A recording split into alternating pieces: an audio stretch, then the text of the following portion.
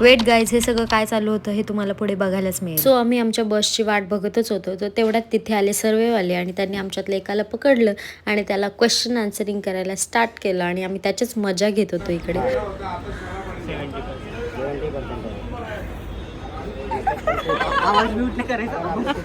आणि हे सगळं चालू असताना फायनली आम्हाला ज्या बसने आमच्या नेक्स्ट लोकेशनवर जायचं होतं ती बस पण आलेली होती. आणि इकडे ह्याला बघा केवढी घाई झाली आहे, म्हणजे काय बोलावं आता. बसला नीट पार्क पण होऊ देत नव्हता की बसच्या डोअरच्या समोरच जाऊन उभं राहिलं.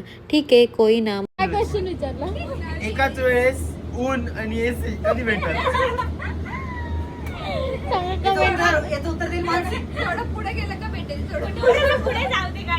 इथेच व्हिडिओ पॉज करून जर याचा आन्सर तुम्हाला माहित असेल तर कमेंट सेक्शन मध्ये नक्की सांगा गाईज. ऊन आणि एसी एकाच वेळेस.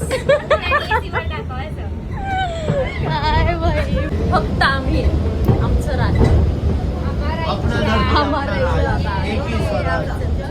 सो पूर्ण बसमध्ये आम्हीच असल्यामुळे आम्ही खूप जास्त एन्जॉय केलं आणि मस्त असं व्ह्यू बघता बघता आम्ही पोहोचलो आपल्या लोकेशनवर, जे की होतं हँगिंग गार्डन. मग तिकडे आम्ही मस्त असे फिरलो, छान छान फोटोज काढले आणि मस्त असे एका ठिकाणी बसून गप्पा मारल्या आणि नेक्स्ट लोकेशनवर गेलो, जे की होतं कोलंबा कॉजवे. तिकडे तर आम्हाला काही शॉपिंग करायची नव्हती, बट फक्त एक आम्ही जस्ट फेरफटका मारला अँड देन आम्ही निघालो आपल्या परतीच्या प्रवासाला. जास्त काही स्पॉट्स आम्ही एक्सप्लोअर केले नाहीत, पण कधी कधी फ्रेंड्ससोबत फक्त फिरणं, गप्पा मारणं यातच खूप मजा असते, कारण प्लेसेसपेक्षा मोमेंट्स इम्पॉर्टंट असतात. जे पण काही मी बोलते ते पटतंय का गाईज तुम्हाला? कमेंट सेक्शनमध्ये मला नक्की कळवा. आणि ॲट द एंड मस्त असे सगळे एकत्र गरमागरम चहा प्यायलो, कारण आम्ही सगळे एकत्र आलो तर चहा तर झालाच पाहिजे.